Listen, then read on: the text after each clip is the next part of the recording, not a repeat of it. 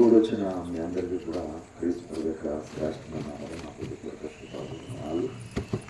ఇక్కడ మా కాని సంఘానికి సంఘ స్వార్థకులు రమేష్ గారికి, అలాగే నాతో పాటు దేవుని పరిచర్యలో పాల్పొందుతున్న మా శ్రీ సోదరులు డాక్టర్ వీరస్వామి గారు, అదేవిధంగా బాబు గారు, వికాస్ బాబు, అందరికీ కూడా ఈ గ్రామానికి గ్రామ పెద్దలకు వచ్చిన మీ అందరికీ పర్లోక తండ్రి పేరిట నా హృదయపూర్వక శుభాలు ఉన్నాయి. వాస్తవంగా ఈరోజు కూడికి జరిగే అవకాశం లేదు, అయినా కూడా దేవుడు గొప్ప మేలు చేసి గొప్ప ప్రమాదం నుండి మరి ప్రియులు సమాధానం గారిని, ఆనంద్ గారిని దేవుడు కాపాడు వారిని గృహాలు పంపించిన తర్వాత నేను రావడం జరిగింది. ఈవేళ ఉదయం నుంచి కూడా ఆరాధనలో పొందలేని పరిస్థితి లేకపోతే, ఏదేమైనా ఈ నైట్ దేవుని మాటలు వినడానికి మీరు ఆసక్తి పరులుగా మేము భావించి ఎందుకు సమయాన్ని వృధా చేయాలనే కోణంలో రాత్రికాలం నిద్ర లేకపోయినా తెల్లవారుగట్లు లేచి మళ్ళీ వెళ్ళాల్సి వచ్చింది. ఎప్పటి వరకు రెస్ట్ లేకపోయినా దేవుని మాటలు వినే ఆసక్తి ఉన్న ప్రజలకి బోధించటం అనేది సముచితం కనుక నేను మీ దగ్గరికి వచ్చి మాటలు వివరిస్తూ ఉన్నాను. శ్రేష్టమైన మాటలను పలుకుతున్నప్పుడు అవి ఖచ్చితంగా మనసులోకి మరి చేర్చుకోవాల్సినటువంటి అవసరత మీ అందరి మీద మనందరి మీద ఉంటుంది. ఇవాళ ఒక విలువైన పాఠాన్ని నేను మీతో మాట్లాడడానికి ఇష్టపడుతున్నాను. అది లోకాసు వార్త నుంచి నేను మాట్లాడుతున్నాను.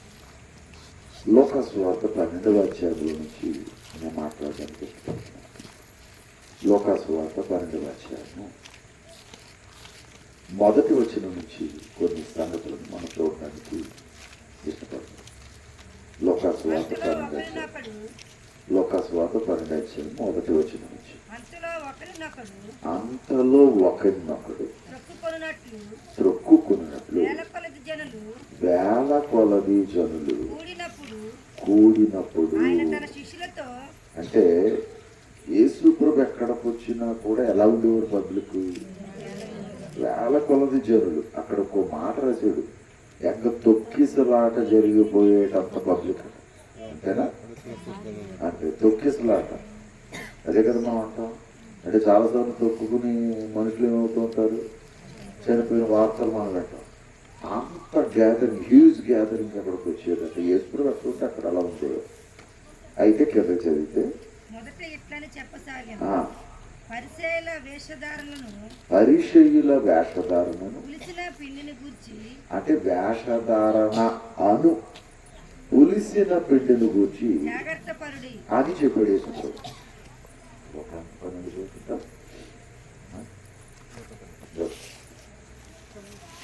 పరిచయుల వేషధారణ అను పులిసిన పిండిని గూర్చి జాగ్రత్త పడుదని తన శిష్యులతో పబ్లిక్తో యేసుప్రభు చెప్పారు. అక్కడికి వచ్చిన జన సమూహంతో పరిచయం యేసుప్రభు ఏమన్నారంటే ఒక పులిసిన పిండితో పోల్చి. ఎందుకు పోల్చాల్సి వచ్చింది? ఒక పెద్ద పాఠాలు అవన్నీ. నాకు ఇంకా కావాల్సిన ఇంపార్టెంట్ వర్స్ ఉంది, దాని కొరకు అవన్నీ చదివిస్తున్నాను. మళ్ళీ ఎప్పుడైనా అది పులిసిన పిండితో ఎందుకు పోల్చబడింది అదొక పెద్ద పాఠం, అదొక లెసన్. కానీ నాకు ముఖ్యమైన పాయింట్ ఒకటి, దాని కొరకు ఇదంతా చదివించుకుంటూ వెళ్ళి ఆ ముఖ్యమైన పాయింట్ని నేను వివరించాలని ఆశపడుతున్నాను. కొంచెం కెదగాలి. అంటే పరిచయులు ఇక్కడ మనం గ్రహించవలసింది ఏంటంటే, పరిచయులైన వాళ్ళు పులిసిన పిండితో పోల్చబడ్డారు. వాళ్ళ విషయంలో దేవుని పిల్లలు ఎలా ఉండాలన్నాడు? జాగ్రత్త పడండి అన్నాడు. అక్కడ ఒక్కో మాట ఉంది, మనుషుల గురించి జాగ్రత్త పడడం చెప్పలేదు, వేషధారణ గురించి జాగ్రత్త పడడం. ఏంటది వేషధారణ? అంటే మనందరికీ తెలుసు, పైకి ఒకటి మాట్లాడటం, లోపల ఒకటి మాట్లాడటం. అంటే పబ్లిక్గానేమో ఏదో మహాభక్తులు ఉన్నట్టు, లోపల తేడా ఉంటుంది. అయితే ఇక్కడ అది మోసంతో కూడిన జీవితం. ఇక్కడ ఒక పాయింట్ గమనించాలి. భక్తిని నటించకూడదు. భక్తిని ఎప్పుడు కూడా నటించకూడదు. ఓకే, ఫ్యాక్ట్స్ ఉంటే ఉంటాయి, తప్పులు ఉంటే ఉంటాయి. తప్పు అయితే తప్పే, ఒప్పు అయితే ఒప్పే. కనుక మనలో తప్పు ఉన్నా కూడా నేను పరిశుద్ధుని నేను చెప్పకూడదు, నటించకూడదు. తప్పు ఉంది, అవును నేను పాపినే, తప్పుగా మనం ఒప్పుకున్నాం, ఏమైంది? నేను పరిశుద్ధుని నటించి మోసపూరితమైనటువంటి వ్యవహారం చేస్తే అది చాలా అపరాధం అంట.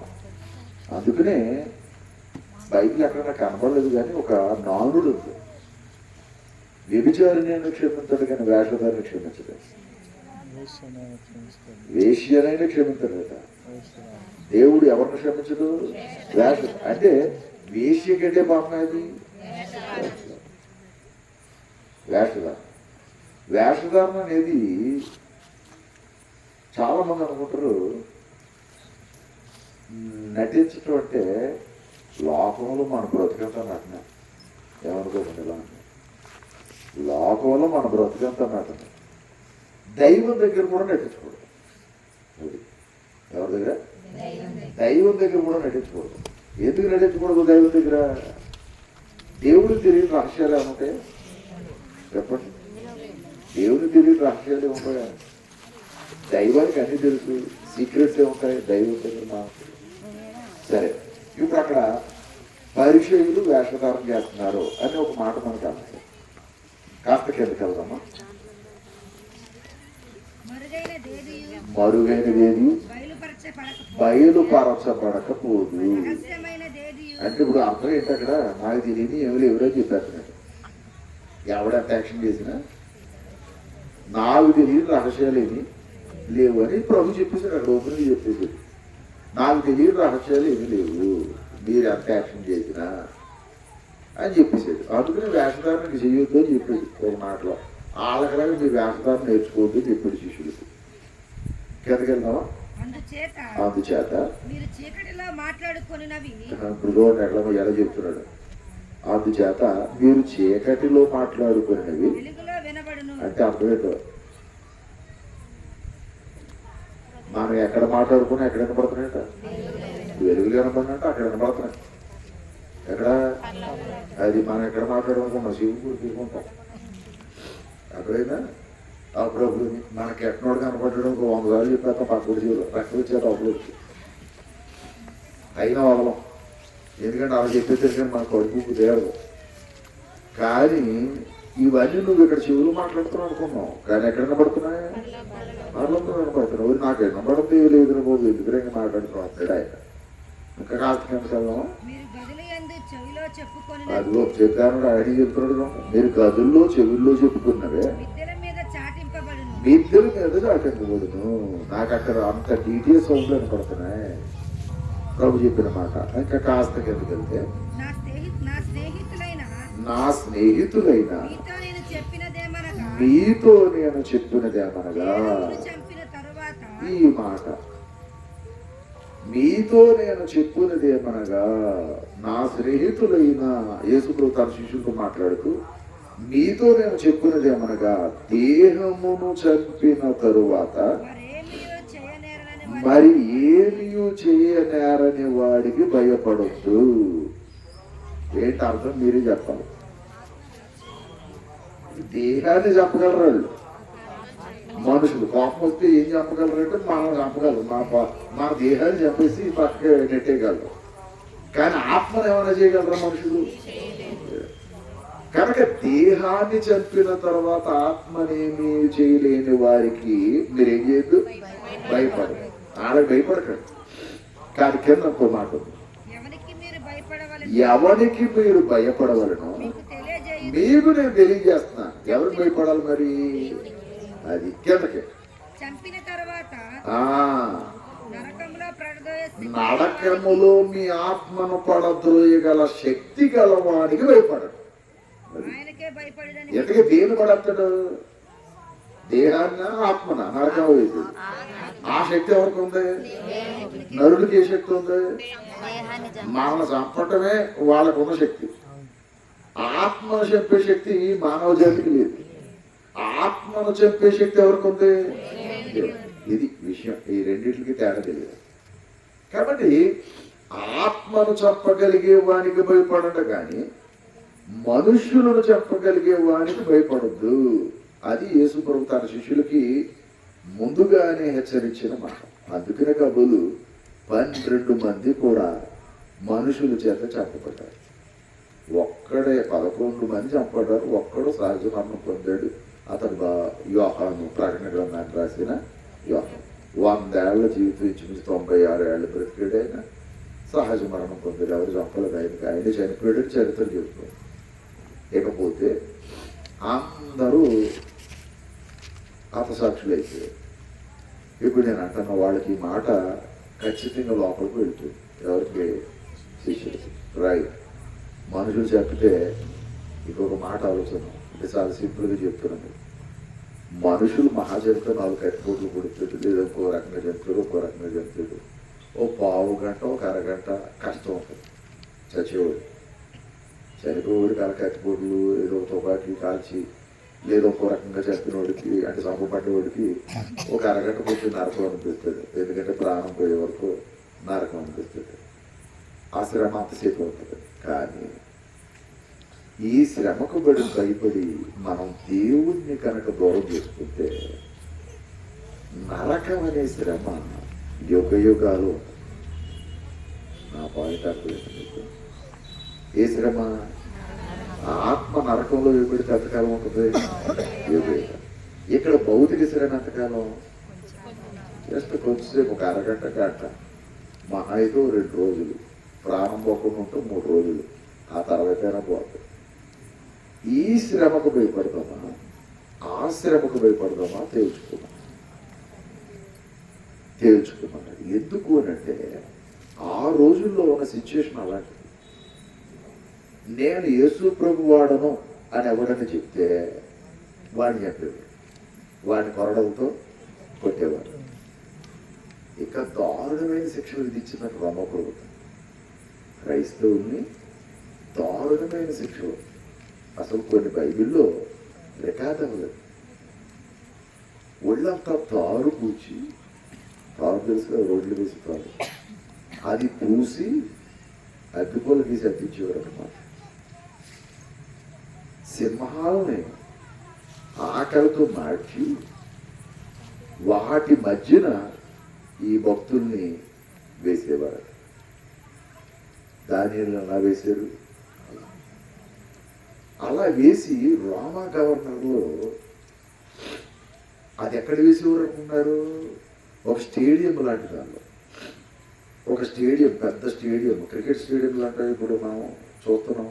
అలాంటి ఒక స్టేడియంలో పబ్లిక్ అంతా చూస్తూ ఉండగా మధ్యలో సింహాన్ని వదిలి వాళ్ళకి ఎర్రగా మనుషులు వేసినటువంటి సందర్భాలు ఉన్నాయి. ఎందరో బలైపోయారు ప్రభు కోసం. ఒక మాటలో చెప్పాలంటే మనం చాలా ధన్యులు. నెమ్మదికర కాలంలో మనం పుట్టాం. నెమ్మదికర కాలంలోనే ప్రభువుని మనం తెలుసుకున్నాం. నెమ్మదికర కాలంలోనే బహుశా మన ఆయుష్కాలం అయిపోతే ముగింపు అయిపోతుంది. ప్రాణాలు పోగొట్టేసేటంత స్థితి వేళ లేదు. కానీ ఒకప్పుడు యేసు ప్రభుని నమ్మారంటే చాలా అవహేళనగాను, చికాకుగాను, వాడంత చేతగాని వాడిగాను చూసిన సందర్భాలు నా చిన్నతనంలోనే చూశాను. నా చిన్నతనంలో చాలా ఏడ్పించేవాడు. యేసు ప్రభుని నమ్మితే దూషించేవాడు, తిట్టేవాడు. ఇలా జరిగిన సందర్భాలు ఉన్నాయి. ఈవేళ కూడా 100 సంవత్సరాల క్రితం ఉన్నాయి, 60-70 సంవత్సరాల క్రితం నా కళ్ళతో చూశాను. ఆనాడు 2000 సంవత్సరాల క్రితం ఎంత దారుణంగా ఉంటుందో ఒకసారి ఆలోచించాను. అందుకని శిష్యుల్ని ముందుగానే ప్రిపేర్ చేస్తూ ఆయన ఏమన్నాడంటే, ఒరే బాబు, శరీరాన్ని చంపే శక్తి గల వాళ్ళు మనుషులు. వాళ్ళు శరీరాన్ని మాత్రమే చంపారు, మీ ఆత్మను వాళ్ళు ఏమీ చేయరు. కానీ ఆత్మను నరకంలో పాడేసే శక్తి గలవాడిని నేను. కనుక నాకు భయపడతారో మనుషులకు భయపడతారో తేల్చుకోమని చెప్పి, దాని తరువాత ప్రాణం గురించి 2 మాటలు మాట్లాడాడు. ప్రాణం గురించి 2 మాటలు కింద చెప్పాడు. 5 పిచ్చుకలు 2 కాసులకు అమ్మబడును కదా. ప్రాణం గురించి ఎలా మాట్లాడాడంటే పిచ్చుకల ప్రాణంతో పోల్చాడు మనుషుడు. 5 పిచ్చుకలు 2 కాసులకు అమ్మబడును కదా. అయినను వాటిలో ఒక్కటైనా దేవుని ఎదుట మరువబడదు. దేవుని ఎదుట ఆ పిచ్చుకల్లో ఒకటి చంపబడిన దేవుని ఎదుట అది మరువబడదు అన్నాడు. ఆ పాయింట్కి అర్థమేంటి తెలుసా? చంపినోడు దేవుడికి గుర్తేనట, చంపబడిన పిచ్చుక దేవునికి గుర్తేనట. అక్కడ అర్థం ఏంటంటే ఆఫ్టర్ ఆల్ పిచ్చుక దాని ప్రాణం తీసుకుని నేను గుర్తుపెట్టుకుంటున్నాను, దాని ప్రాణం పోగొట్టుకున్న పిచ్చుకను కూడా నేను గుర్తుపెట్టుకుంటున్నాను, మీ ప్రాణం తీసుకుని నేను గుర్తుపెట్టుకున్నాను. ఏమన్నా అర్థమైందన్నమాట? మీ ప్రాణాలనే గుర్తుపెట్టుకున్నాను. అందుకని మీకు సంగతి చెప్తాను. పరలోకంలో 24 సింహాసనాలు ఉంటే అందులో 12 సింహాసనాలు కేవలం అపోస్తులు. ఎవరు అపోస్తులు అంటే? యేసు శిష్యులు. ఎంతమంది? 12 సింహాసనాలు పరలోకంలో యేసు ప్రభుతో పాటు కూర్చునే ఆధిక్యత కలిగిన సింహాసనాల్లో యేసు ప్రభు హతసాక్షులైన 12 మంది అపోస్తులకు దేవుడు ఇచ్చాడు.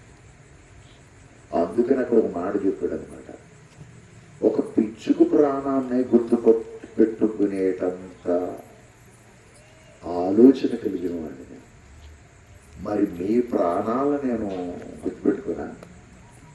కిందకి చూడండి, ఇంకా గొప్పగా చెప్పింది.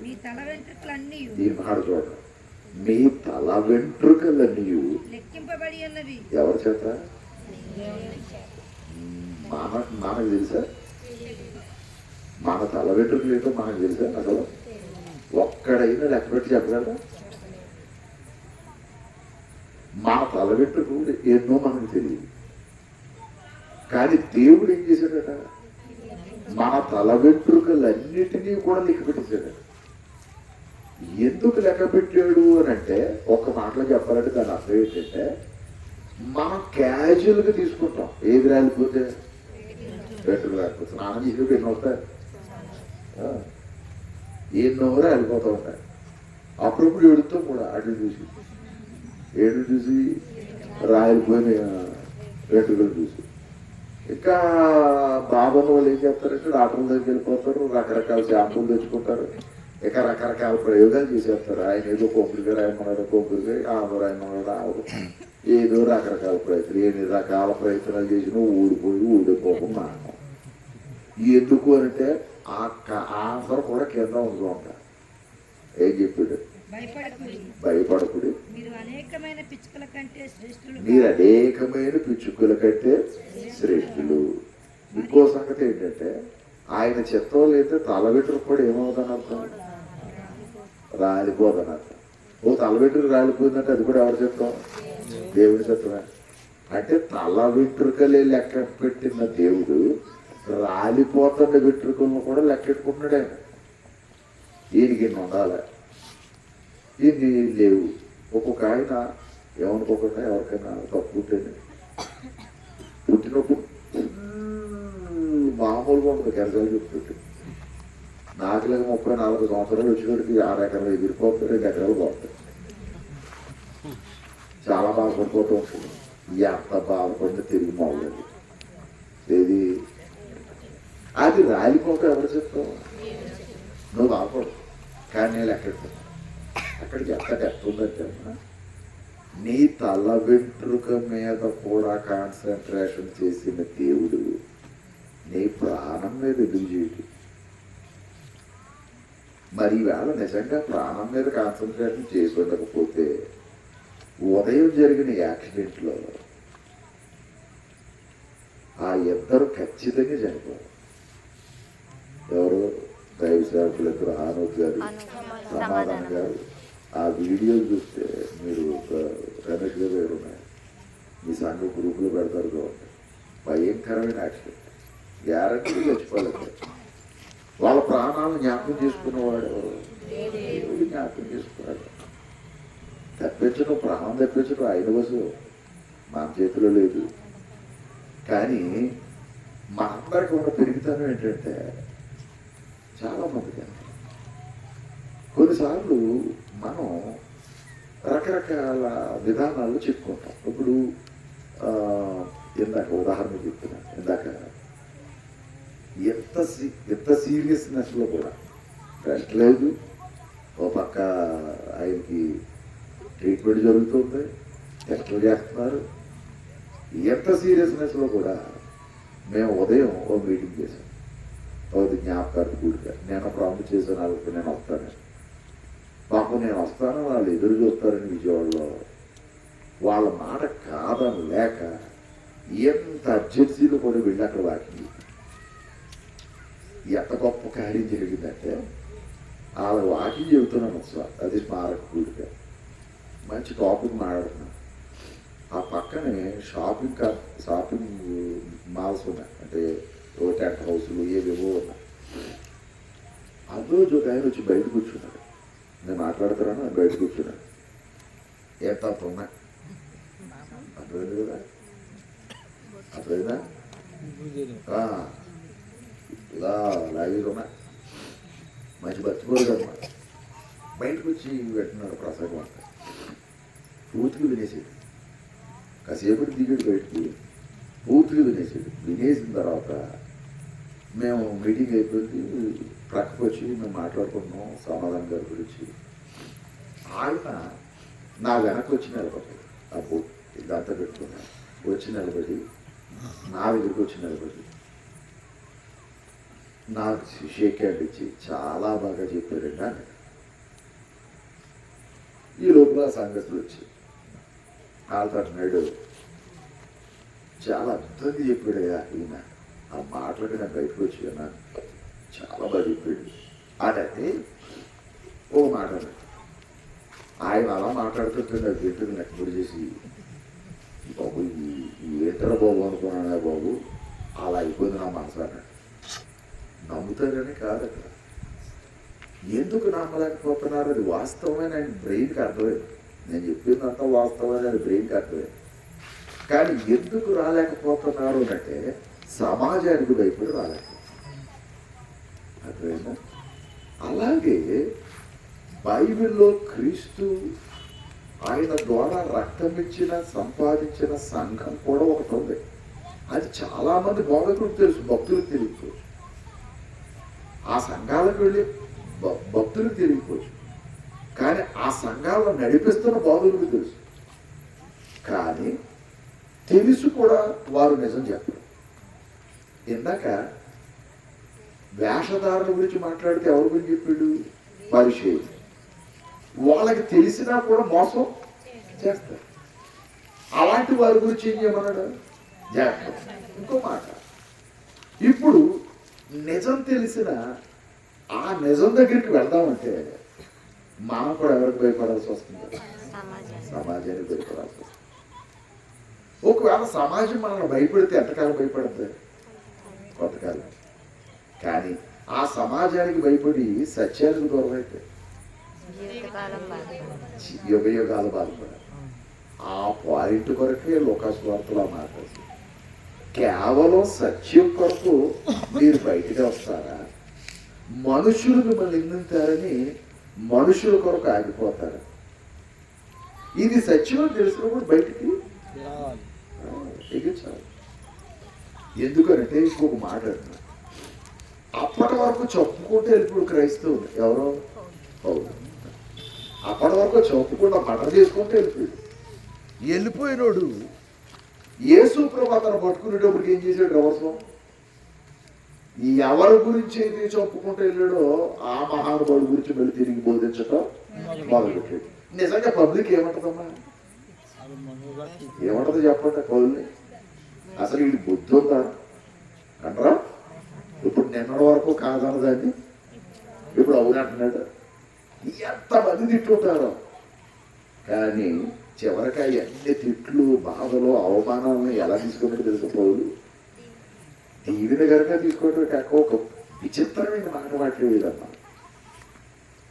క్రీస్తు తన సంఘం కొరకు పోట్లు పడ్డాడు. ఇంతకీ యేసుప్రభు శిలువలో నలుగొట్టబడిన పాటలు ఎన్నినట? సంఘం కొరకట రాశాడు పౌలు గారు. సంఘం కొరకు క్రీస్తు పడిన పాటలలో ఏదైనా కొదువై ఉంటే, అంటే ఏదైనా మర్చిపోయి ఉంటే, ఎవరు? యేసుప్రభు సంఘం కొరకు పడిన పాటలలో ఏదైనా మర్చిపోయి కొదువు పెట్టుంటే, ఆ కొదువైన పాటలు నా వద్దు నా శరీరంలో పడుతున్నాను. అతగలదా చెప్తాం, అతగలదా మళ్ళీ చెప్తాను. ఇప్పుడు ఒక వచ్చిన జీవితం ఉంది కాదు. అపోస్తలుల కార్యాలు 20:28 వచ్చిన కదా అప్పుడు అర్థం. మరియు ప్రయోజనకరమైనది తప్పు దేవుడు తన అది 20:28. దేవుడు తన స్వరక్తమిచ్చి ఒక నిమిషం.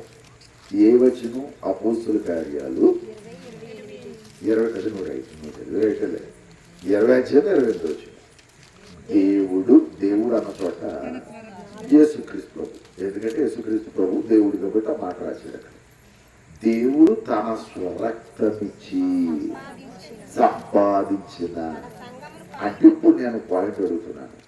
యేసు ప్రభు ఏమిచ్చి ఏం సంపాదించాడు? రక్తం ఇచ్చి దేని సంపాదించాడు? సంఘాన్ని సంపాదించాడు. అంతేనా కదా? సంఘాన్ని సంపాదించాడు. అంటే ఇప్పుడు ఆ యేసు ప్రభు తిన్న దెబ్బలని దేనికోసం? కాల్చిన రక్తం అంతా దేని కొరకు? సంఘం కొరకు. సంఘం కొరకు అన్ని చేసేది. అంటే కొంచెం ఇంకో కోణంలో ఆలోచనగానే వేరే తప్పుగా ఆలోచన మనసు పెట్టుకోకండి. నిజాన్ని నిర్భయంగా తెలుసుకోవడం కోసం అంతే. వినండి, స్వీకరించగలిగితే స్వీకరించు, లేకపోతే అలా వదిలేనంతే. అంతే తప్ప దూరంగా జరిగిపోకండి. వినండి, ముందు వినండి. అంటే ఇప్పుడు ప్రభు రక్తం ఇచ్చి ఏదో సంపాదించుకున్నాడట. ఏం సంపాదించేది? అమ్మ తల్లి, నేను అడుగుతున్నా, మీరు డబ్బు ఇచ్చి సంపాదించింది మీ పేరుని పెట్టుకుంటారు, ఎవరి పేరుని పెడతారు? అంతేనా? సరదాగానైనా పక్కన పెడతారు అంటారా? ఎవరైతే తల్లిదండ్రులే కొడుకుల పేరును కూడా పెట్టట్లేదు. ఎందుకు పెట్టలేదు చెప్తారు? చచ్చిపోతారు చూస్తారు లేదు. ఎప్పుడు పెడతాడో తెలుసా? చచ్చిపోయే ముందు వీళ్ళనామా రాసి నేను నా తదనంతరం అని పెడుతున్నాడు అభివృద్ధిగారు. ఎందుకంటే ఎవరైనా నమ్మలేక. అలాంటిది యేసు ప్రభు రక్తం ఇచ్చి సంపాదించిన సంఘానికి ఇంకో పేరు ఎందుకు పెడతాడని అనుకోవాలి. అర్థమైందా మీకు? ఇంకో పేరు ఎందుకు పెడతాడని అనుకోవాలి. ఇంకో పేరు ఎట్టి పరిస్థితుల్లో పెట్టాడని అర్థం చేసుకో. ఓకే, ఇప్పుడు నేను అంటున్నాను, ఆ సంఘం కొరకు పడ్డారట. ఏంటి? పాటలు. ఎవరు? యేసుక్రీస్తు. ఆ సంఘం కొరకు పడిన పాటలలో పౌలు గారు ఎలా తీసుకున్నాడు తన శ్రమలనంటే, యేసుక్రీస్తు కొరకు సంఘం కొరకు పడిన పాటలలో ఏదైనా కొదువ ఉంటే, కొదువ అంటే తప్పు చేస్తే, ఆ పడిన పాటలు ఏమన్నా అంటే అన్ని కొరడా దెబ్బలు, సిలువ మరణం, మొండల కిరీటం ఇవన్నీ సరిపోకుండా ఇంకా ఏమైనా తక్కువ చేసుంటే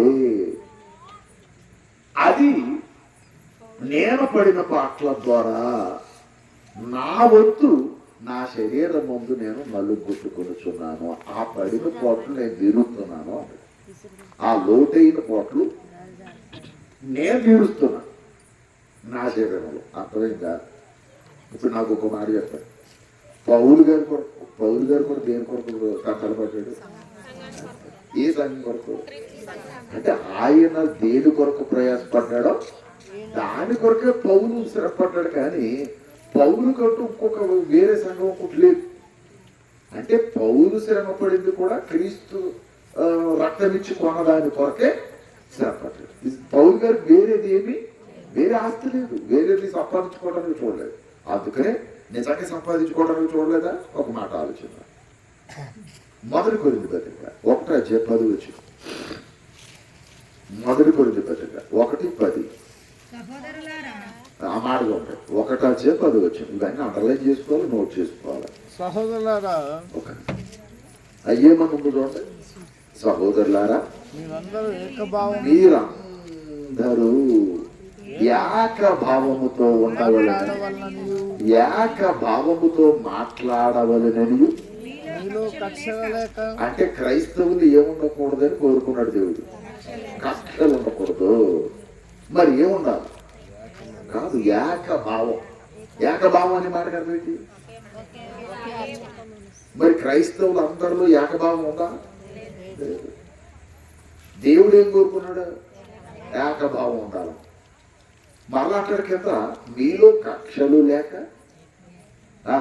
ఏక మనస్సు ఏక తాత్పర్యము అంటే మళ్ళీ చూడండి, ఏక భావం ఉండాలట, ఏక మనస్సు ఉండాలట, ఏక తాత్పర్యం. తాత్పర్యం ఏంటి తెలుసు మీకు?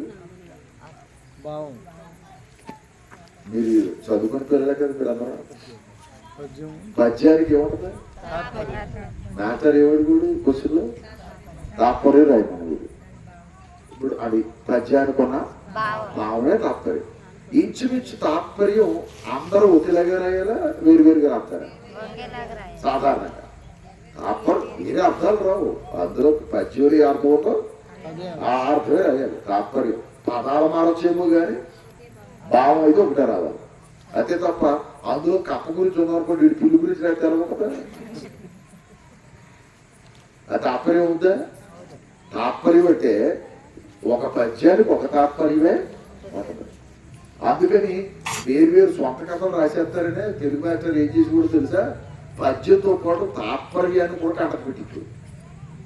అర్థం పద్యంతో పాటు తాత్పర్యాన్ని కూడా ఏం చేసేవాడు? కంటపెట్టించు. అంటే స్కూల్లో ఉన్న వాళ్ళు అందరూ ఎవరేయాలి? ఒకే ఆన్సర్ రాయాలి. ఒకే ఆన్సర్ రాయటండి. లెక్కలలో మనం చేస్తాం. ఎన్ని ఆన్సర్లు వస్తాయి? మొత్తం క్లాసులో అందరూ చేసిన ఆన్సర్ వస్తుంది. అది ఒక ఆన్సర్ ఎందుకు రావాలి? మరి 2-3 ఆన్సర్లు రావాలి కదా.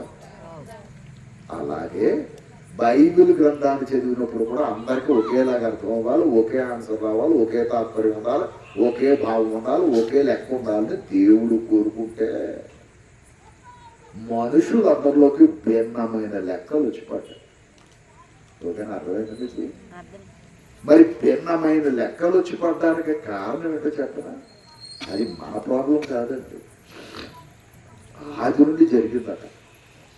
ఎలా జరిగిందో కింద చూడండి. అక్కడ అన్నాడు, మీరు సన్నద్ధులై ఉండవాలని మన ప్రభువైన యేసుక్రీస్తు పేరట దేని కొరకు సన్నద్ధులు అవ్వాలి?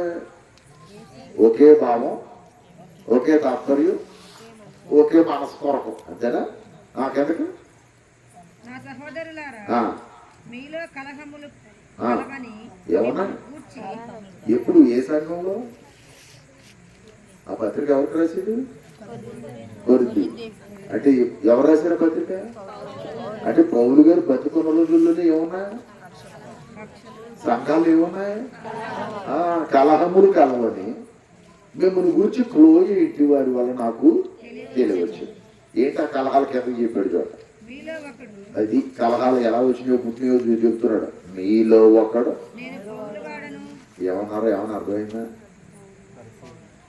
నేను పౌలు వాడను. మరొకడు అన్నాడట, నేను అపోల్లో వాడను.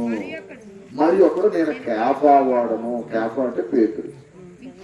ఇంకొకడు ఎన్ని గ్రూపులు వచ్చినాయి అని అర్థమైందా? ఈ గ్రూపులన్నిటి వల్ల ఏకభావం ఉంటుందా? ఏక తాత్పర్యం వస్తుందా? మాట్లాడాలి. ఇది ఎప్పుడు స్టార్ట్ అయ్యింది? ఈ గ్రూపులు పౌలు గారు ఉన్నప్పుడే స్టార్ట్ అయ్యాయి. మరి ఇప్పుడు కూడా ఉంటాయి ఉండవా? చెప్పాలి. ఆ వేళ నుంచి ఆ పరిశుద్ధాత్ముడు దేని గురించి పోరాడుతున్నాడు? సంఘం ఏ భావాలు ఉండాలని? ఏకభావం ఉండాలని. ఎప్పటికైనా సంఘాలు వచ్చిందా? ఊరు ఎప్పటికైనా వస్తుందా? ఎక్కువ విచిత్రం చెప్పనా? అందులో ఒకడు అన్నాడు, నేను పౌలు వాడిని అన్నాడు. అంతేనా? అది చూసారు అక్కడ. నేను పౌలు వాడిని. ఇంకొకడు నేను పేతురు వాడిని. ఇంకొకడు అపోలో వాడిని. ఇప్పుడు నీకు అక్కడ పౌలు వాడననే పదం కూడా ఉంది కదా. మరి పౌలు గారు ఎంత సంతోషపడిపోవాలి? అర్థం కదా? నా బ్యాచ్ ఎక్కువైపోతుంది అనుకోవాలి కదా. ఎవరు? పౌలు గారు. మరి తిడతాడేంటి?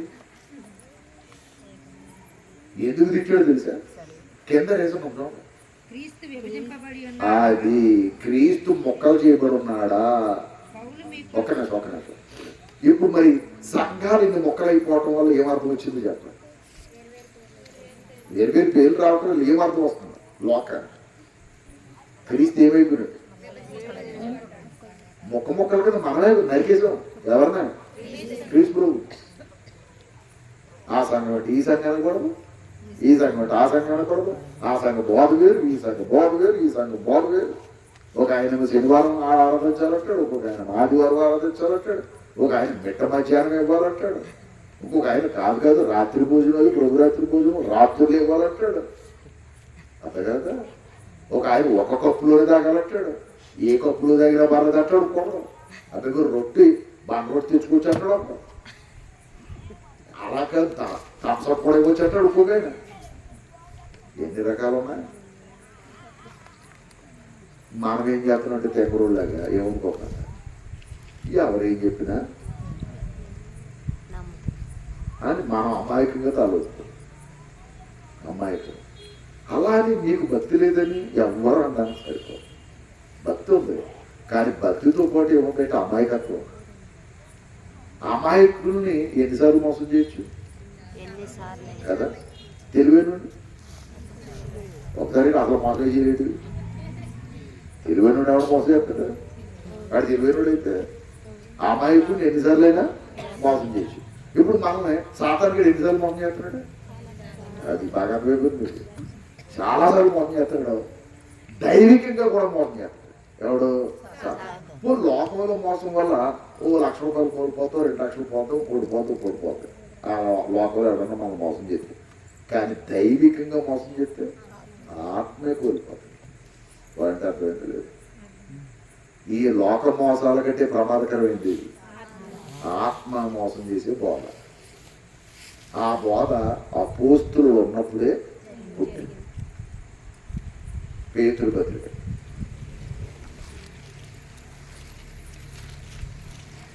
తీసారా?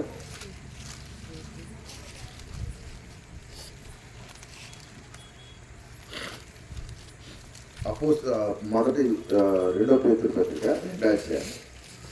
2వ పేతురు 2వ అధ్యాయము మొదటి వచ్చిన చదువు. 2వ పేతురు 2వ అబద్ధ ప్రవక్తలు. అక్కడ చూడండి ఏమనుందో. మరియు అబద్ధ ప్రవక్తలు ఎప్పుడు?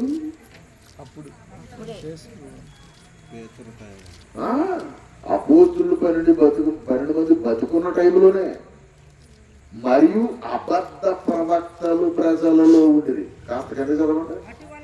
అటువలనే మీలోను అబద్ధ బోధకులు కూడా ఉంటారు. ఉంటారా? ఉండరా? ఖచ్చితంగా చెప్పండి. ఎవరు ఉంటారు? అబద్ధ ప్రవక్తలు ఉంటారు, అబద్ధ బోధకులు. నేను రాయలేదు. కాస్త కిందకి ఎవరు? అది వీరు అంటే ఎవరు? ఈ అబద్ధ బోధకులు, అబద్ధ ప్రవక్తలు. వీరు తమ్మును తామే కొనిన ప్రభువును కూడా తమ్మును కొనిన. ఇందాక చదివాం, గుర్తుపెట్టుకోవాలి. అపోస్తుల గారు 20 అధ్యాయం 28 వచ్చినలో స్వరక్తని చేయమన్నాడు ఆయన. ఇప్పుడు అలా కొన్న ప్రభువును కూడా ఏం చేశారంటే ఎవరాళ్ళు? అబద్ధ బోధకులు, అబద్ధ ప్రవక్తలు. పాయింట్ అర్థం చేసుకున్నాం. ఇంతకీ ప్రపంచంలో అబద్ధ బోధకులు ఎవరో, అబద్ధ ప్రవక్తలు ఎవరో కనిపెట్టాలంటే ఇదే సూత్రం. ఎవరు అబద్ధ ప్రవక్తలు, ఎవరు అబద్ధ బోధకులు అనేది కనిపెట్టాలంటే సూత్రం ఏంటంటే తమ్మును కొనిన ప్రభువును కూడా ఏం చేశారు? విసర్జించారు. ఇప్పుడు నేను ఇంకో పాయింట్ అడుగుతున్నా. కొన్న ప్రభువును విసర్జించటం అనే మాటకు అర్థం ఏంటి అని అంటే, ఆ సంఘానికి ఆయన పేరు పెట్టకపోవటమే అనేది నా అభిప్రాయం. అర్థం కదా? ఎవరిని విసర్జించకుంటే క్రీస్తుని విసర్జించకుంటే. మరి ఆయన కొనుక్కున్న ఆస్తికి ఎవరి పేరు పెట్టాలి? ఆయన పేరు పెట్టకపోవటం, వీళ్ళ పేర్లు పెట్టుకోవటం, మనుషుల పేర్లు పెట్టుకోవటం, లేదా బైబిల్లో ఇతరితర పేర్లు పెట్టడం. కల్వర్ అనేది బైబిల్లో ఉంది, దాన్ని పెట్టారు. మేడగట్టు అనేది బైబిల్లో ఉంది, ఆ పేరు పెట్టారు. సెయింట్ పాల్ అని పేరు, Saint Paul church, Saint Peter church, Saint John church. వీళ్ళందరూ బైబిల్లో ఉన్నవాళ్ళు కదా. కానీ క్రీస్తు పేరు గొప్పది, వీళ్ళందరి పేర్లు గొప్పవా? కానీ చైతన్యుడు ఏం చేసాడు వాళ్ళందరి చేత? ఇంకో మాట చూడు కదా, ఒక తాత్పర్యం లేకుండా చేసేది, ఒక మనసు లేకుండా చేసేది, ఒక భావం ఏకభావం లేకుండా చేసేది. ఈ భిన్నత్వం రావడానికి కారణం ఎవరంటే సాతాను. ఎవరు నేర్చుకున్నాడు ఈ కార్యం చేయడానికి? బోధకులు నేర్చుకున్నాడు. పాయింట్ అది, బోధకులు నేర్చుకున్నాడు. ఈ బోధకులు ఎలా కనిపెట్టాలి? ఎందుకు ఆ పేరు లేకపోవటమే. తమ్ముడు కొనిన ప్రభువును కూడా వాళ్ళు ఏం చేశారు? విసర్జించి కదా, తమకు తామే శీఘ్రముగా నాశనము కలుగజేసుకొనుచు. ఎవరాళ్ళు? ఇప్పుడు నేను అడుగుతున్నాను, బాధకులు ఎక్కడికి వెళ్ళరని అర్థం? ఏ బాధకులు? మరి వాళ్ళ వెనకాల పొరపాటు మనం వెళ్తే చెప్పాలి అంతే కదా. కనిపెట్టుకోవాల్సింది ఎవరు? అందుకని లోకంలో సాగుతూ ఉంది. చెప్పేవాడు శాదస్తంగా చెప్పిన వినేవాడు వివరంగా నలట. అర్థం కదా సాంబది. చెప్పేవాడు శాదస్తంగా చెప్పిన వినేవాడు ఎలా వినాలి వివరంగా. కానీ చాలా దురదృష్టకరమైన సంగతి ఏంటంటమ్మా, నవ్వులాడికి చెప్పట్లేదు కానీ ఈ ఉదాహరణ చెప్తున్నాను చూడండి. నొచ్చుకోవడానికి చెప్పట్లేదు, అంటే సైతాన్ కూడా మనం ఎలాగా పెట్టేస్తున్నాడు చెప్పడానికి చెప్తున్నాను.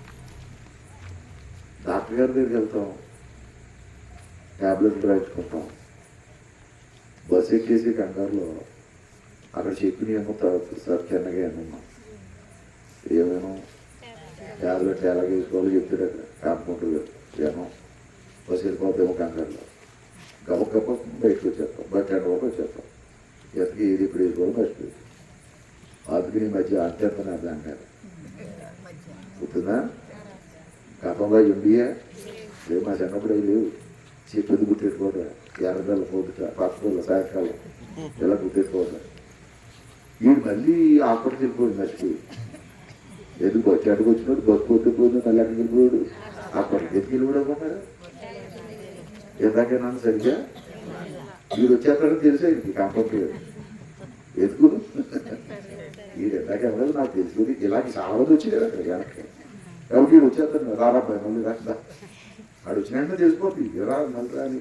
అప్పుడు కాంపౌండర్ గారు ఏం చేస్తారు తెలుసా, ఈ వీడికి చెప్పడం ఆ పక్కన వాళ్ళకి చెప్పి.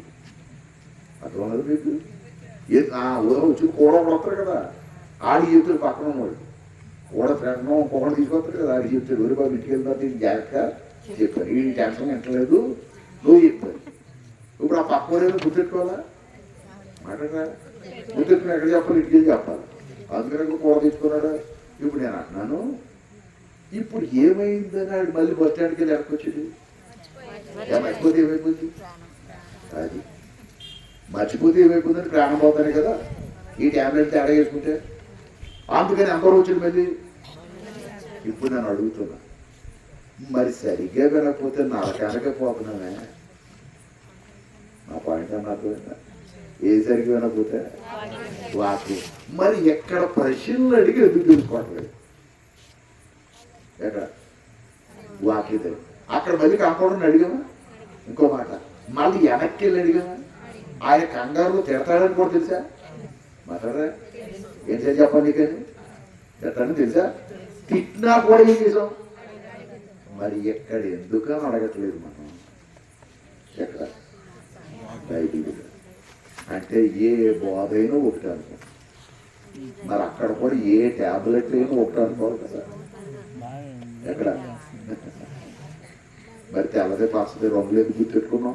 క్యాప్టెన్ ఊరు కూడా రంగులేదు క్యాప్టెన్ నువ్వు చచ్చిపోతావేమో కంగారు అవుతుందేమో దానికి రంగులు వేసి ఈ రంగు ఇది ఈ రంగు ఇది అని జ్ఞాపకం పెట్టుకోవడానికి ఇచ్చేది.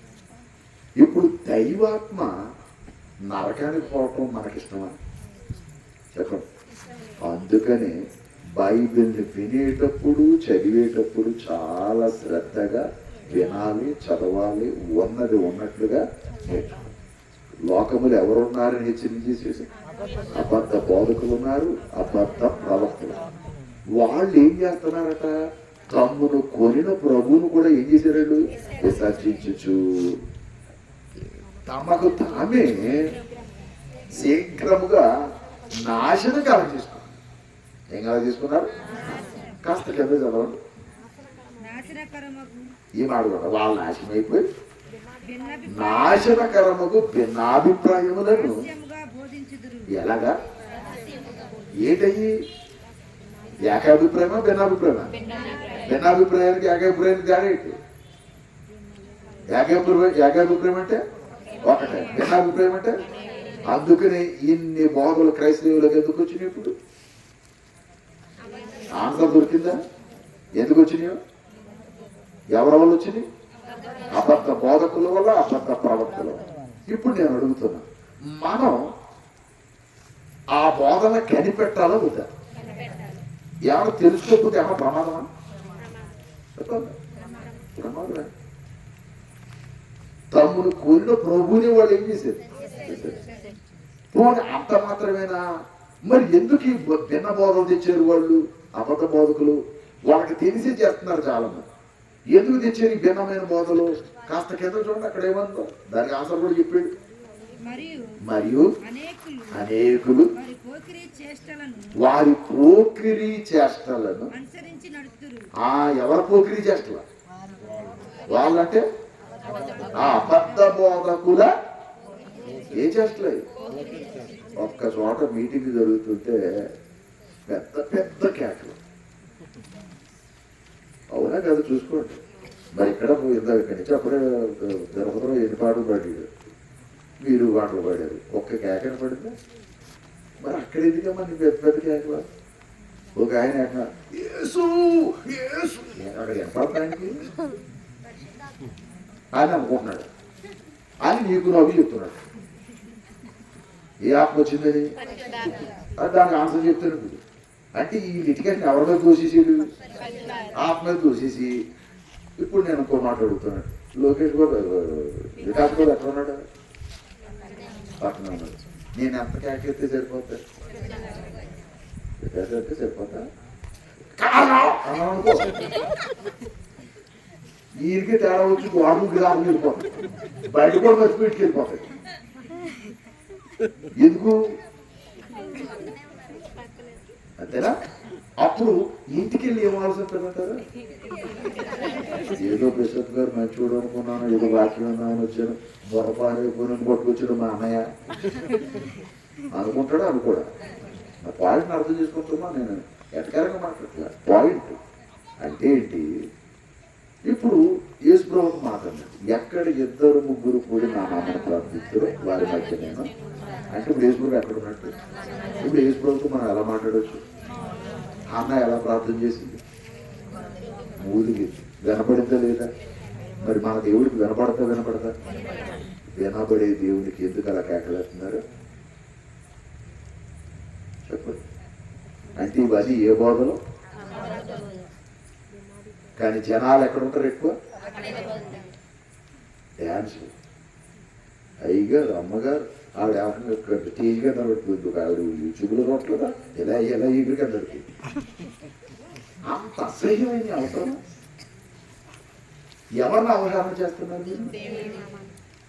అంజులు ఏం చేస్తున్నారు తెలుసమ్మా? ఇప్పుడు ఆ వీడియోలు మీరు చూస్తున్నారు, కింద బ్రహ్మాండంగా ఫోటో పెట్టి, అవునా? మళ్ళీ అక్కడ మీమ్స్ రాస్తున్నారు, ఏవేవో పెడుతున్నారు. ఏందిరా ఈ భక్తి? అంటే మన వల్ల అంజుల మధ్య దేవుని నామం ఎవరి వల్ల? నిజమైన భక్తుల వల్ల కాదు, ఈ దొంగ బోధకులు. వీళ్ళ దాన్ని పబ్లిక్ లో హైలైట్ చేసి చూపిస్తున్నారు. ఓ కేకలు, ఓ పెడబొక్కలు. లోపల కూడా అనుకున్నాం, ఎందుకురా బాబా కేకలు, ఎందుకురా పెడబొక్కలు తిట్టుకున్నారు వాళ్ళు. లోకల్ మా దగ్గర ఉన్నట్టు ఒక అర్థం, వీళ్ళ దగ్గర ఇది దేవుడు అల్లరికి కర్త కాదని బైబిల్లో ఉందా లేదా? దేవుడు అల్లరికి కర్త. ఆయన దేని కోరుకున్నాడు? సమాధానానికి కర్త. అంటే ఆయన ఉన్న చోట ఏముండాలి? ఇక్కడ ఇదే మీటింగ్లో కలెక్టర్ ఉంటే ఎవరైనా కేకలేకి వెళ్దామా చెప్పండి? జిల్లా కలెక్టర్ ఉంటేనే కేకలేటారు కొట్టుకులు. ఎప్పుడైనా మీరు గమనించారు లేదు? ఎక్కడికి కలెక్టర్ ట్రావెల్ చేసినా కూడా ఎస్పీ ఉంటాడు. కలెక్టర్ టూర్ ఎక్కడికున్నా ఇంచుమించు మ్యాక్సిమం టూర్లో ఎస్పీ అంటే పోలీసు శాఖకు అత్యున్నత అధికారి జిల్లాకు ఎవరు? ఎస్పీ. అడ్మినిస్ట్రేషన్కి అత్యున్నత అధికారి ఎవరు? కలెక్టర్. కలెక్టర్తో పాటు ఎవరు ఉంటారో తెలుసా? కూడా సాధ్యమైనంత మటుకు ఎస్పీ ఉంటారు. ఇక ఏదైనా పని మీద వేరే పనులు ఏర్పడితే తప్ప సాధ్యమైనమాట. అదే కలెక్టర్ గారి సభలు ఎవరైనా అలా కేకలేస్తుంటే ఎస్పీతో ఏం చెప్తాడు కలెక్టర్ గారు? ఎస్పీ చూసారు అట్లా ఇలా కళ్ళు ఇలా చెప్పేటడితే 30 మంది తెలిసి వచ్చి ఆ కేకేసి కూడా ఏం చేస్తారు తెలుసా? కొట్టరు, జబ్బులు ఎత్తుకెళ్ళిపోతారు. ఎక్కడ కొట్టరు, ఎక్కడ కొట్టాలో అది కొట్టరు. ఇక్కడ కొట్టరు, 5 కూడా కొట్టరు, 2 జబ్బులు పట్టుకుంటారు. ఇప్పుడు నేను అంటున్నా, ఒక జిల్లాకి ఒక చిన్న అధికారి అయిన కలెక్టర్ ఎదురుగుండానే కేకలేని మనుషులు దేవుడు ముందు ఎందుకు ఇన్ని చిల్లు దొక్కుతున్నారు? ఒక్క భక్తుడు అడుగుతున్నాడా? ఒక్క మనిషి ఎవరైనా ప్రశ్నిస్తున్నారా? ఏందిరా ఈ గొడవ అని? ఇంకొక మాట, ఒక వచ్చిన ఎప్పుడైనా చదివారా అంటే నాకు టైం లేదు కానీ జ్ఞాపకం చేస్తున్నా, చదివి ఒక ఆయన యేసు ప్రభు గురించి ఒక ప్రవచనం ఏంటి తెలుసా? ఆయన కేకలు వేయుడు అరువుడు. తెలుసా మీకు? ఎవరు అంటే యేసు ప్రభు ఏమేయడట? కేకలు వేయుడు అరువుడు. అపోస్తల కార్యాల్లో ఉంటుంది, అపోస్తల కార్యాల్లో కూడా ఉంటుంది.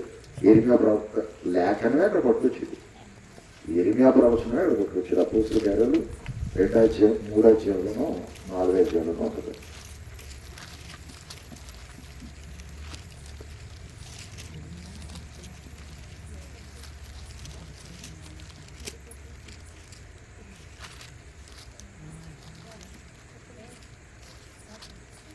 ఓకే, మళ్ళీ చూపిస్తానండి.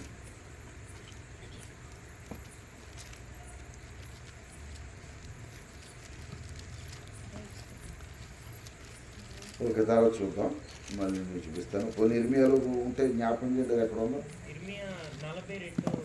42 అధ్యాయం అడిగింది.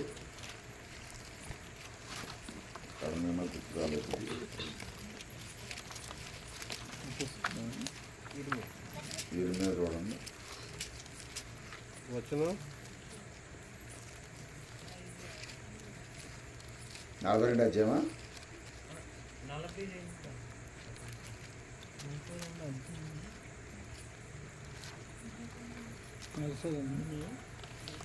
సరే మళ్ళీ చూపించాలి. ఆయన కేకలు వేడు అరుగుడు అని ఒక ప్రవచనం ఉంది. ఎవరు? యేసుక్రీస్తు ప్రభు కేకలు వేడు అరుగుడు అని ఒక ప్రవచనం. ఎందుకంటే అరిచి దేవుణ్ణి ఆరాధించలేదు, గుర్తుపెట్టుకోండి. ఇంకొక ఉదాహరణ కూడా చెప్తాను, అరవాల్సింది ఎప్పుడు వస్తుందో కూడా ఉదాహరణ చెప్తాను. మీకు సంగతి వచ్చి జ్ఞాపకం చేస్తున్నాను. ఏలియా కాలంలో అబద్ధ ప్రవక్తలతో పోటీ వచ్చింది. ఎలీషా కాలం, ఏలియా కాలంలో చెప్పలేదు. ఏలియా యెషయా 42:2 అంటారు, చూసుకోండి. యెషయా 42:2. ఆ పుస్తకాలు కూడా వస్తుంది. అతడు కేకలు వేయడు అరవడు, తన కంఠస్వరము వీధిలో వినబడనీయడు. అది అతడు కేకలు వేయుడు అరువడు. ఎవరు? యేసు ప్రభు గురించి ప్రవచనం లేదు. అతని కంఠస్వరం వీధుల్లో ఏమవుదట? వినబడదు. అంటే మత్తయి 12:19 కూడా అది మత్తయి సువార్త 12:19. ఈయన జగడమాడడు, ఎవరు? కేకలు వేయడు. అదే ప్రవచనం ఇక్కడ రాసేది. వీధులలో ఈయన శబ్దం ఈయన జగడమాడాడు, కేకలు వేయుడు, వీధులలో ఈయన శబ్దం ఎవరికి వినపడదు. ఎవరికి వినపడదు. అందుకనే అపోస్తులు ఎప్పుడు కూడా పెద్ద కేకలు పెట్టి గొడవ పెట్టి బోధించిన సందర్భాలు దాఖలాలు ఎక్కడ లేవు. ఇవన్నీ ఎవరు పట్టుకొచ్చి ప్రపంచానికి అంటగట్టారు? అబద్ధ ప్రవక్తలు పట్టుకొచ్చారు. డ్యాన్సులు వేసే వేషాలు, పిచ్చి పిచ్చి వేషాలు, ఇవన్నీ కూడా దాన్ని బట్టి అయినా వీళ్ళు అబద్ధ బోధకులు అన్న సంగతి మనకి అర్థం కావాలి. ఇప్పుడు నేను ఒక పాయింట్లోకి వస్తున్నాను. ఎందుకు చేస్తున్నారు వీళ్ళు ఈ అబద్ధ బోధకులు? అసలు ఈ కార్యక్రమాలు ఎందుకు చేస్తున్నారు? అది పేతురు పత్రిక, 2వ పేతురు పత్రిక 2వ అధ్యాయము 3వ వచనం 4వ వచనం చదువుతున్నాం. ఎవరమ్మా ఈ అబద్ధ బోధకులు? ఏ లోబులు? లోబి అనే మాట కరెక్ట్ తీసినారు. ఇందాకేదో మాట వచ్చింది. ఏంటన్నమాట అంటే ఏమనుకోకండి, ఎవరు ఉద్దేశించి కాదు. ఎక్కడో దూర ప్రాంతాల నుంచి దైవశాఖ వస్తున్నారు, సడన్గా అనుకున్నట్లేదు. మా స్థానిక సంఘం నిన్నే కదా మంచి భోజనాలతో కార్యక్రమం చేసి వాళ్ళు జస్ట్ పులిహారతో మనం తేవి చేద్దాం అనుకున్నారు స్థానిక సంఘం. ఎందుకంటే ప్రయాస పెరుగుతుంది. అయితే మత శాఖల్లో ఆ పులిహార కూడా పెట్టట్లేదు మీటింగ్. మీరు చూసుకోండి, పెద్ద మీటింగ్లు పెడుతున్నారు, ఆ పులిహార కూడా పెట్టట్లేదు. విచిత్రం ఏంటో తెలుసా, రోజు కానుకలు మాత్రం పెడతారు. ప్రతి మీటింగ్లో పెద్ద సభలో రోజు కానుకలు పడతాడు, కనీసం చాక్లెట్ కూడా ఎవరు. ఇక్కడ క్రీస్తు సంఘాలు ఏం చేస్తున్నాయంటే తమ దగ్గర డబ్బున్నా లేకపోయినా వచ్చిన వాళ్ళని తృప్తిపరచాలి అనే కోణంలో మంచి భోజనం పెట్టడానికి ప్రయత్నం చేస్తున్నారు. కొన్నిసార్లు వాళ్ళ దగ్గర ఉండట్లేదు, లేకపోయినా పెట్టడానికి ప్రయత్నం చేస్తున్నారు. ఇది క్రీస్తు సంఘం ఎందుకు ఇలా చేస్తుందంటే డబ్బులుండి ఏదో వ్యవస్థలుండి చేయటం లేదు. యేసుప్రభు చేసేది మేము చేస్తాం. బోధించి మళ్ళీ భోజనం పెట్టాడు ఎవరో యేసుప్రభు. కానీ ఈ మత శాఖలకు సంబంధించిన అబద్ధ బోధకులు అందరినీ పిలుస్తున్నారు, అందరి కానుకలు పడుతున్నారు, రోజు పడతాడు కానుక. కానీ ఒక్కరోజు ఒక్క భోజనం పెట్టిన పాపాన ఏంది మరి వాళ్ళకి మాకు తేడా? భోజనం పెట్టేంత సచివాక్యం చెబుతుంటేనేమో మా దగ్గరికి జనం రాట్లా, భోజనం పెట్టకుండా దోచుకుంటున్నా కూడా వాళ్ళ దగ్గరికి జనం దండోపదండాలు వెళ్తున్నారు. తేడా ఇదే నిజానికి అబద్ధాలు. వాళ్ళు ఎందుకు పెట్టట్లేదు? అధిక లోబని మాట అంటే ధనాన్ని ఏం చేయటం, తెచ్చుకోవడం తప్ప ఇవ్వటం ఉండదు. అధిక లోబులై కదా కల్పనా వాక్యములు చెప్పుచు. ఏ వాక్యాలు అంటే ప్రజలకు ఏం కావాలి? అందులో కూడా ఏముంది కల్పించడం, అందులో కూడా ఏముంది అక్కడ అదే వాక్యం చదవండి. కల్పన అందులో వాక్యం ఉంది, కాకపోతే ఏముంది కొంచెం ఎదరా అంటే ఈయన సొంత మాటలో దానికి ఏం చేయడు, దేనికి వాక్యానికి సొంత కథకి వెళ్ళిపోయాడు. ఇప్పుడు ఇంతసేపు నుంచి చెప్తున్నాను నేను, ఏం చూపిస్తున్నాను మీకు? వాక్యములు అక్కడ మొత్తం అన్ని చూపిస్తున్నాను. ఇందులో ఉన్నదే ఉన్నట్లే, ఏది కల్పన కల్పించి కథలు ఏం చెప్పట్లమ్మా. అయితే వాళ్ళు ఏం చేస్తున్నారు? కల్పన వాక్యములను చెప్పుచు మీ వలన అది ఏ సంపాదించుకున్నారు. ఎంతకి అబద్ధ బోధ ఎందుకు చేస్తున్నారు వాళ్ళు? లాభం కొరకు. సత్యం చెబితే జనం కాదు, అబద్ధం చెబితే ఇంకో విచిత్రం తెలుసా, సాతానికి ఏది కావాలి? అబద్ధం కావాలి కాబట్టి అక్కడ పబ్లిక్ ఏం చేస్తుంది? అదే పంపిస్తున్నారు. ఎలాంటి బాబు కావాల్సిన ఎలాంటి పూలు మన కొండలు బాబు ఎక్కడికే అబద్ధం సత్యం దగ్గరికి ఎందుకు రావట్లేదు? అయినా మీరు వచ్చారు, వాక్యం కొరకు మీరు అందరూ వచ్చారు, పట్టుదలగా వచ్చారు. అంటే మీరు నిజంగా ఎవరిని ప్రేమించేవాళ్ళు తెలుసా? వాక్యాన్ని ప్రేమిస్తున్నారంటే దేవుడిని ప్రేమిస్తున్నారంట.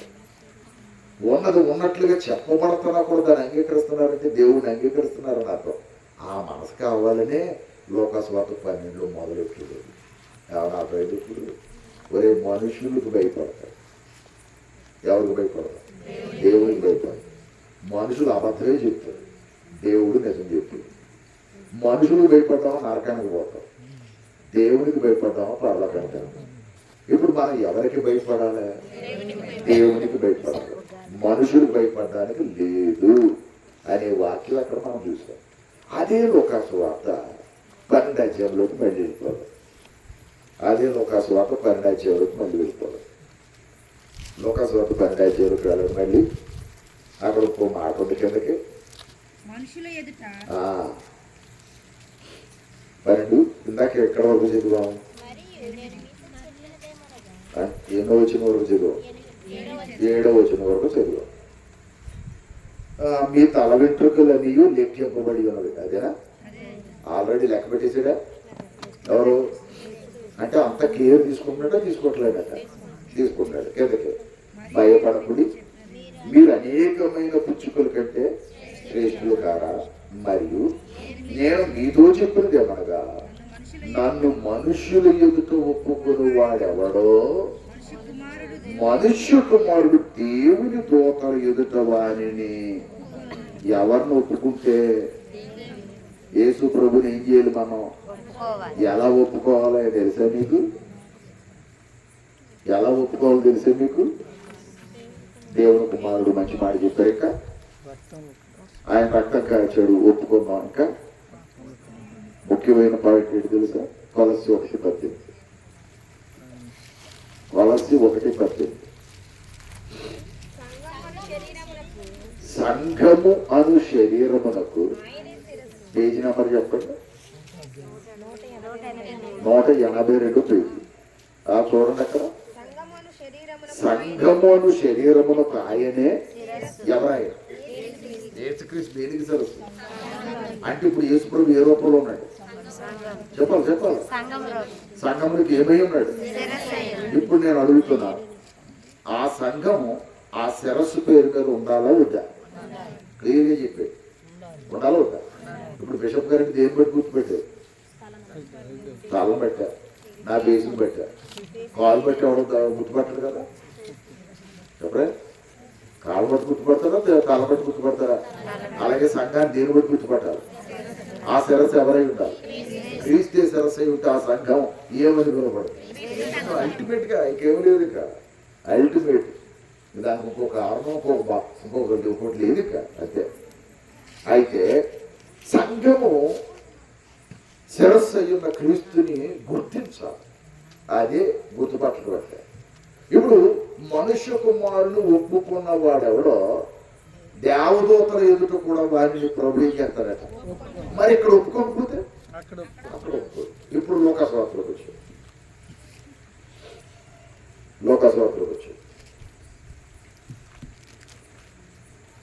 చదవ. మనుషుల ఎదుట నన్ను ఎరుగను వారిని నేనును ఎరుగనని దేవుని దూతల ఎదుట ఎక్కడ ఒప్పుకోకపోతే. ఇప్పుడు ఒకవేళ మనం అబద్ధ బోధలో ఉన్నామని అనుకున్నాం, అందుకనే క్రీస్తు పేరు లేని సంఘాల దగ్గర మనం ఉన్నాం లేదా ఆరాధన చేస్తున్నామని అనుకున్నాం. అప్పుడు మనం ఎవరిని ఒప్పుకోనట్టు లెక్క? ప్రభుని ఒప్పుకోనట్టు లెక్క. ఎక్కడ ఒప్పుకోకపోతే అక్కడ ఏం చేయడు? మనం ఒప్పుకోడు. ఒప్పుకోలేదు అర్థవేసిన పరలోకం చేర్చబడము అని అసలు తెలుగులో దాని అర్థం. కాస్త కిందకి చదువుతాం. ఈ మార్గం ఇది చెప్పాలి. మనుష్య కుమారుని మీద వ్యతిరేకముగా ఒక మాటలాని మాట పలుకు వానికి పాపక్షమాపణ కలుగును. ఎవరికి వ్యతిరేకంగా మాట్లాడతారు? మనుష్య కుమారునికి వ్యతిరేకంగా మాట్లాడిన వానికి ఏముందట? పాపక్షమాపణ కలుగును. కానీ పరిశుద్ధాత్మకు వ్యతిరేకంగా మాట్లాడు వానికి ఈ యుగమందైనా రాబో యుగమందైనా కూడా పాపక్షమాపణ. ఏంటి అర్థం చెప్పండి? అర్థం చెప్పండి. అర్థం ఏంటి చెప్పిన? ఒకవేళ మీకు అర్థం కాకపోతే నేను చెప్పేస్తున్నాను. అమ్మ యేసు ప్రభుని ఆనాడు శాస్త్రులు పరిశీలించి సిలువేశారు లేదా? కొరడాలతో కొట్టారు లేదా? ఎక్కువ సంగతి తెలుసా? అలా కొట్టిన వాడు కూడా ఒకవేళ ప్రభు దగ్గరికి వచ్చి బాప్తిసం పొందితే పాపాలనే అవుతాయి. అది మనుష్య కుమారునికి వ్యతిరేకంగా మాట్లాడిన వానికి పాప క్షమాపణ ఉంది. కానీ పరిశుద్ధాత్మకు వ్యతిరేకంగా మాట్లాడడం అంటే ఏంటి? ఇందాక తల్లిగారు ఒక మాట, ఎందుకంత గట్టిగా కేకలేస్తున్నారంటే ఇది అంత ఎవరి వల్ల అర్థమైందా? అంటే లింక్ ఎవరికి గెలిపారు అంటే పరిశుద్ధాత్మకు కలిపేటప్పటికి మనం ఏమనం మాట్లాడలేదు. కానీ పరిశుద్ధాత్మ యొక్క రూల్ ఏంటో, ఆయన ఏ పని చేస్తాడో మనకి పూర్తిగా అర్థమైంది అనుకుంటారు. అప్పుడు కౌంటరేజ్ అర్థమైందని అన్నమాట. అసలు పరిశుద్ధాత్మ డ్యూటీ ఏంటో మనకు తెలిసింది అనుకోండి. ఈ పిచ్చి పనులు చేస్తాడో లేడు పరిశుద్ధాత్మ మనం చెప్పచ్చు. మనకు ఆ సబ్జెక్ట్ తెలియనంత కాలం వాళ్ళు ఏం చెప్తారు మనకి? ఇది ఎవరినో దూసేస్తున్నారు అంటే వాళ్ళు చెప్పిన పాపాలు తప్పులు కూడా ఎవరినో దూసేస్తున్నారు. అది మనమేమనుకున్నాం సబ్జెక్ట్ తెలియక నిజమవుతుంది. నిజమవుతుంది. అవునా? సరే, ఇప్పుడు పరిశుద్ధాత్మ అల్లరి మాటలు మాట్లాడతారా, చిల్లరి మాటలు మాట్లాడతారా, ఏంటి అసలు పరిశుద్ధాత్మ డ్యూటీ? ఒక వచనం చూపిస్తున్నాను. యోహాను సువార్త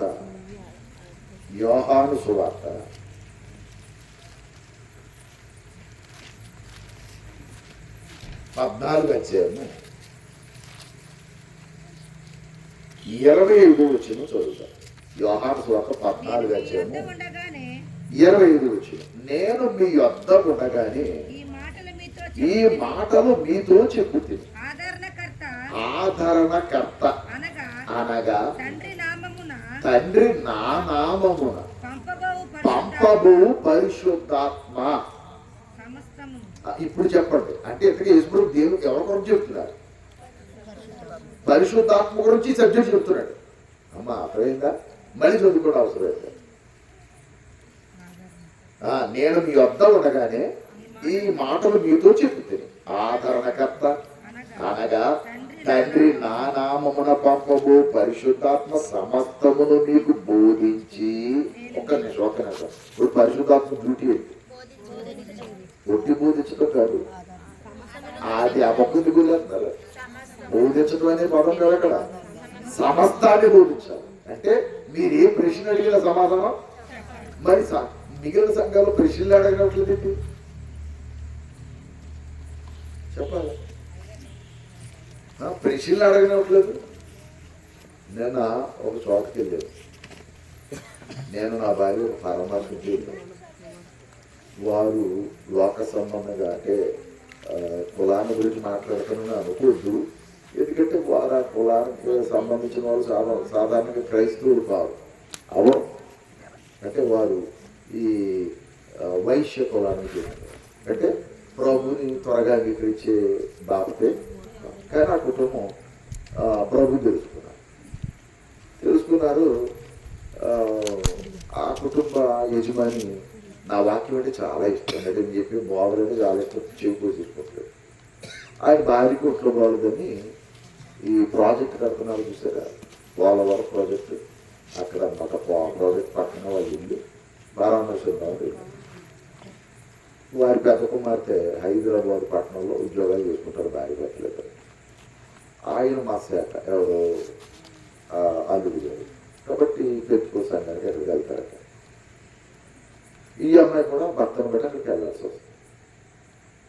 ఇవి నేను ఆవిడకి ఫ్రీ హ్యాండ్ ఇచ్చి చాలా విషయాలు మాట్లాడి, అమ్మ నీకు ఏదైనా డౌట్ ఉంటే అడగదా చెప్తాను అన్న. అంటే చాలా ఆమె ఏమన్నదో ఓపెన్ అయిపోయి, అయ్యా నాకు చాలా ప్రశ్నలు మధ్యలో ఉన్నాయి, అన్నీ అడిగేదని ఉంటుంది. నేను ఎప్పుడైనా మా సంఘంలో అడుగుతాను అనగానే మా ఆయన గారు ఎవరు తెలుసా, అయ్యి బాబు అయ్యగారికి వ్యతిరేకంగా ప్రశ్న ఎత్తవా, నరకానికి పోతావు అంటాడట. ఎవరో ఓకే అయ్యగారు అట్లా సొంత భర్త. ఇప్పుడు ఇది ఎందుకు అంటున్నాడు తెలుసు మీకు? ఇలా మైండ్ సెట్ చేసేసారు అంటారు కదా. ఎవరికి హాస్టల్ అయ్యగారు ఏం చేశారు?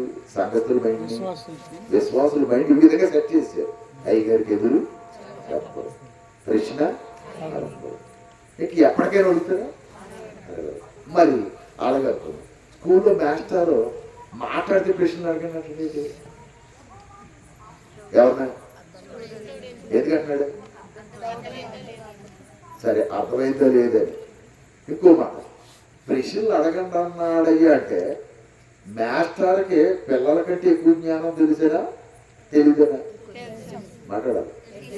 ఎవరికంటే పిల్లల కంటే ఎక్కువ జ్ఞానం ఉన్నప్పుడు ఏం అడగమంటాడా? పిల్లల కంటే తక్కువ జ్ఞానం ఉన్నప్పుడు ఇప్పుడు మన అయ్యగారు అడుగుతున్నాడంటే అర్థం ఏంటి? అర్థం అవ్వదా? నువ్వు అడిగితేనే తట్టుకు రేడు సావాలి. నువ్వు అడక్కు నీకు దన్నం. కాకపోతే అలా చెబితే లోపు అయిపోతామని ఎవరిదో పెట్టారు? ఇప్పుడు పరిశుద్ధాత్మ పెట్టారు. పరిశుద్ధాత్మని ఎదురెత్తావా మూర్ఖురాలా అన్నాడు అనుకోండి, ఏం చెప్పదంటే అయ్యో అనవసరంగా పరిశుద్ధాత్మని ఎదిరించాను ఇంటికి లేచారు. దేవాన్ని ఎదిరించానని ఎదిరించాను. ఎక్కడికి దైవాన్ని ఎదురెత్తా. పరిశుద్ధాత్మకు ఉన్న లక్షణం ఏంటంటే ఇప్పుడు మళ్ళీ అవి వచ్చింది చదువుకోండి. పరిశుద్ధాత్మగా ఏం చేయాలి? సమస్తం బోధించాలంటే ప్రశ్నలు అడగొచ్చా అడగకూడదా? ఇప్పుడు మీరు ఖచ్చితంగా ఈ తెల్లవారు అడుగుని చెప్తారు. నీరసంగా ఉన్నా సరే ఎందుకు కూర్చొని మాట్లాడుతున్నారు? ఉదయం నుంచి స్టాండింగ్లు ఉన్నాం, రాత్రి అంతా నిద్రపోయి అయినా ఎంతసేపు గంట దాటేసింది. గంట పైన మాట్లాడుతూ ఉన్నాం. ఇప్పుడు మీరు తెల్లవారు అడిగిన ప్రశ్నలకు సమాధానం చెప్పారు. ఎందుకు అని అంటే మా వద్ద ఎవరున్నారు? పరిశుద్ధాత్మ. నేను సమాధానం చెప్పను, ఆయన సమాధానం చెప్తాను. ఆయన దగ్గర ఆన్సర్ ఉంది, మీ దగ్గరికి వస్తున్నాం. కానీ మిగిలిన సంఘాల్లో ఆన్సర్ లేదు కాబట్టి క్వశ్చన్ ఏమిటి అంటున్నారు. అర్థమైందో లేదా? ఈ మర్మ పట్టుకెళ్ళి ఎవరిని పెడుతున్నారు మళ్ళీ? కానీ పరిశుద్ధాత్ముడు ఒరిజినల్గా ఏ డ్యూటీ చేస్తాడు? సమర్థాన్ని నువ్వు బోధించి కదా. నేను మీతో చెప్పిన సంగతులన్నిటినీ మీకు ఏం చేస్తాడే? జ్ఞాపకము చేయను. కాస్త కిందకెళ్ళను. శాంతి మీకు అనుగ్రహించి వెళుతున్నాను, నా శాంతిని మీకు అనుగ్రహించి నేను వెళుతున్నాను. ఎవరు చెప్పారు? పరిశుద్ధాత్మ వచ్చిన చోట ఏముంటుందని అర్థం? శాంతి అక్కడ ఉందో సమాధానం కూడా అల్లరి అక్కడ ఉండదు. పరిశుద్ధాత్మ డ్యూటీ ఏంటంటే సమస్తాన్ని బోధించటం, అల్లరి చేయటం. కానీ ఇప్పుడు దీన్ని మీరు ఎలా డీకోడ్ చేసుకుంటారో డీకోడ్ చేసుకోండి. ఇప్పుడు 12 అధ్యాయం మత్తయి సువార్త లోకాసు వార్తలోకి వెళ్ళి ముగింపు వైపు వెళ్తాం. లోకాసు వార్త 12 అధ్యాయంలోకి వెళ్దాం. త్వరగా తీసారా? ఇప్పుడు 10 వచ్చింది. ఏమన్నాడు? మనుష్య కుమారునికి వ్యతిరేకంగా ఒక మాట పలుకు వానికి పాపక్షమాపణ కలుగును, కానీ పరిశుద్ధాత్మను దూషించు వానికి. ఇప్పుడు పరిశుద్ధాత్మను దూషించడం అంటే ఏంటి?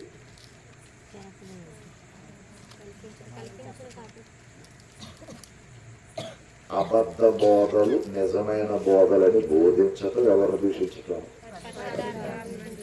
నిజమైన బోధన నమ్మకపోవటం పరిశుద్ధాత్మ దూషించటం. బైబిల్లో నిజమైన బోధన అంగీకరించకపోవటం పరిశుద్ధాత్మ దూషించటం. పరిశుద్ధాత్మ మీద లేనిపోని నెపములు మోపటం పరిశుద్ధాత్మను దూషించటం. ప్రతి అల్లరి కార్యక్రమానికి పరిశుద్ధాత్మను అడ్డు పెట్టుకోవటం పరిశుద్ధాత్మ దూషించటం. ఇంకా డెప్త్ ఉంది, ఇంకా లోపలికి వెళ్ళాల్సిన చాలా పాయింట్లు ఉన్నాయి. కానీ సమయాభావాన్ని బట్టి నేను కట్ చేసి కొన్ని విషయాలు చెప్పి ఆఖరికి వెళ్తున్నాను. ఓకేనా? అంటే ఇప్పుడు పరిశుద్ధాత్మ వ్యతిరేకంగా మాట్లాడితే ఏమి లేదు, పాపక్షమాపణ లేదు. ఇంకో మాట, ఇప్పుడు లేఖనాలు ఎవరి ద్వారా రాయబడింది? పరిశుద్ధాత్మ. ప్రతి లేఖనం పరిశుద్ధాత్మ రాశారు. అంటే ఇప్పుడు అపోస్తుల బోధ అంటే ఎవరు బోధించిన బోధ? పరిశుద్ధాత్మ. ఈ బోధను నమ్మకపోవటం కూడా ఏం చేసినట్లెక్క? పరిశుద్ధాత్మను ఏం చేసినట్లు? దూషించినట్లుగా. దూషించిన వాడికి ఏమీ లేదు అర్థం. ఇక్కడ మనం అర్థం చేసుకుంటే ఉన్నది ఉన్నట్లుగా బోధించబడినప్పుడు దానిని మనం ఉన్నది ఉన్నట్లుగానే అంగీకరించవలసిన అవసరం మన మీద ఉంది. ఎవరికి భయపడతాం? లోకానికి భయపడతామా? దేవునికి భయపడతామా? దేవునికి భయపడితే పరలోకంలో ఉంటాం, లోకానికి భయపడితే లోకంలోనే ఉంటాం, సమాధులకు వెళతాం, నరకానికి వెళ్తాం. అదే దేవునికి భయపడితే లోకములోంచి వేరవుతాం, ఆయన సంఘములోకి చేర్చబడతాం, సమాధికి వెళ్ళిన నిత్య రాజ్యమైనటువంటి పరలోకానికి మనం ఇది రూట్. కాబట్టి అబద్ధాన్ని నమ్ముదామా? సత్యాన్ని నమ్ముదామా? లోకానికి భయపడదామా? ప్రాణం పోసిన దేవుడికి భయపడదామా? ఒక్కసారి ఈ రాత్రి మీ మనస్సుల్లో ఇంటికి వెళ్ళి నిర్ధారణ చేసుకోండి. ఏది సత్యం, ఏది అసత్యం, ఏది జీవం, ఏది నిర్జీవం, ఏది నరకం, ఏది మోక్షం, ఏ రూట్లోకి మనం వెళ్ళాలి. కాబట్టి ఇప్పుడు చెప్పిన ఈ పాఠమంతటి మీద మీకు ఏమైనా ప్రశ్న ఉంటే అడగమని కోరుతూ ఈ నా మాటలు ముగిస్తున్నాను. మీ అందరికీ శుభములు కలుగును గాక.